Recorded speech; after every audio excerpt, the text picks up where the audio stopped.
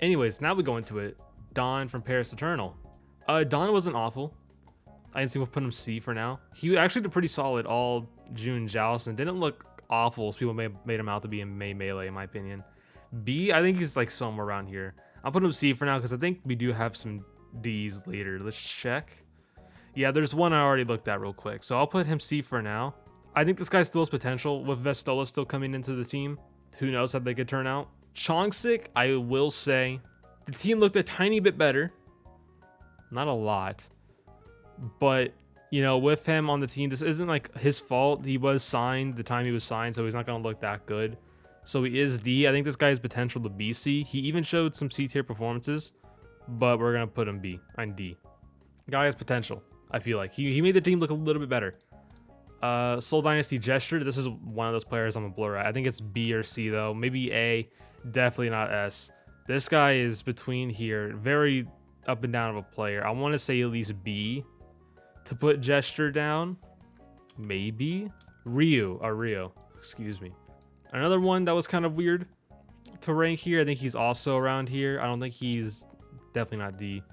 I'm putting him B for now as a safe spot, but I can see myself coming back. Good old Fate, up and down S and A. But I think at the end of the day, especially with the June Joust finals, I think he's got to go S tier now. This man brought out that ball and was crazy on it. I think Fate deserves to stay in A. He is kind of up and down a lot, but I will put him in S. Also, chat, keep in mind, tier lists are not in order. They are never in order. Yokong. Yokong has been, unfortunately, very underwhelming this season.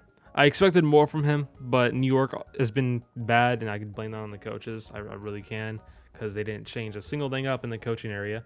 But Yokong, he's shown like some good moments he has, but majority of the time he just is getting rolled on. They're walking all over Yokong. It's not that good. We have Gator going to A. Going to A. He's been very consistent all season long so far, so that's a good part. He's been good on all the tanks, I feel like. He obviously has like some of the strong ones on like sometimes the Orisa a little bit more. They go towards those Orisa comps too because of Gator. His Winston goes up and is like up and down sometimes, but it is still good enough to be in the Overwatch League. Goes against the top teams in the league, so that's good for Gator. Then we have Fearless. I don't think anything's going to change to Fearless for a while. I don't think this is going to happen. Fearless has been consistently good, high tier performances like every game. This guy never misses.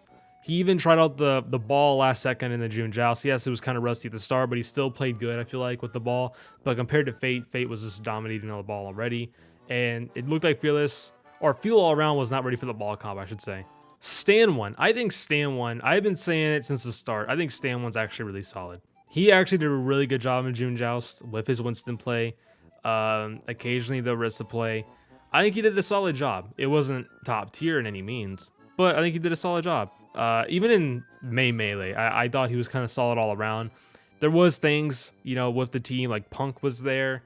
They were still trying to figure their things out, you know. And then you had Gable She come in, and Gable She Stan 1 looked like a really good tank duo when Gable She came in, and you can see that really helped Stan 1. Mono, though, A or B for sure. I want to put him A for now because I think he is better than these guys below him. He's still been good every game. Yes, they missed June Joust, but I still think Mono's been good. All Fusion's been kind of solid all around still. So Mono gonna sit in that A tier. Gaga, I don't think he was down here. I think he's more A or B area. I almost want to put him like high B, if anything, if this was in order.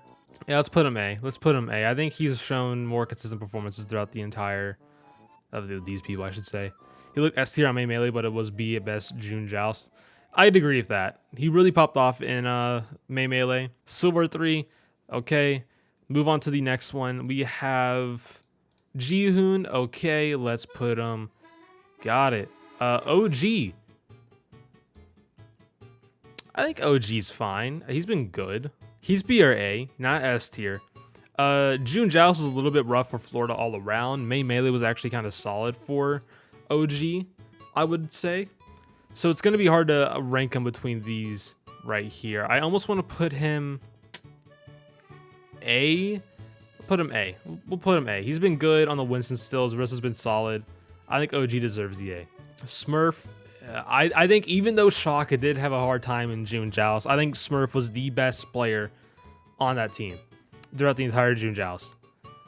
I will say other Shock players are not going to be in S tier. I know that one for sure when we get to it. So Smurf may be the only S tier player that's on the Shock. You go back into those Shock games where they lost and got walked on. I think Smurf was the most standout one that was still doing his job and doing good. I also agree. Striker is another S tier one. I know that one's for sure going to happen. Hottie. Is this another D? Gladiator's Muse. I think Muse looked better in June Joust. May Melee was all around. Muse, on the other hand, for this June Joust, he looked good. May Melee, he was like right here. But I think he really picked it up to be A tier from the June Joust. I personally think so. Sato, ooh, this one's a blur for me too, and I watched every Toronto game. I don't think he's A. I want to put him B. I think he's definitely better than Yokong. Absolutely he is. Mag, ugh. I think Mag was solid. I don't know. This one's another blur for me. So let's be real. June Joust was not that good. When I was watching Plat Chat, I was also agreeing with them for their June Joust takes. This was not a fun stage. But I didn't mind the meta though, so I don't know. Yeah, I'll put Mag A. I'll think about it later though. We'll see. Now we have Gooseway. Gooseway is another weird one. Like, he actually had a lot of good performances and not so many good ones. Basically inconsistent. I should have started off saying that. Gooseway B. I'm looking at that one because A, honestly, A is kind of stacked. Let's be real. A is stacked. Ursa Gel hurt them. Yeah. Yeah, I'll put Gooseway B. Who do we have last? Dreamer. I'm gonna be real. I was not impressed with Dreamer at all. June Joust. Yeah, Dreamer, I was just not impressed. I was not impressed with Dreamer at all in the June Joust. So I think this is basically, we have Jonggu. Should we put Jonggu in here or not? I feel like we shouldn't because May Melee was all Reinhardt and there was no Reinhardt really played in June Joust, and he occasionally played some maps for the Houston Outlaws, but he instantly got subbed out for Dreamer. So I don't know if we put Jonggu in this list just yet. Because if there was no hero pools, I think Jonggu may have been A or B. I could put him B, just like a solid spot all around. Thoughts? Jonggu B, sure. We'll put him B. We'll put him B. So the top, yeah, those are the 3 S tiers, I feel like, for now. Well, now let's move him up. Let's move Dawn up. Where's he at? Where's he at over here? And then Dreamer can go, where's Dreamer? Right here. And there it is, chat. There it is, the main tank.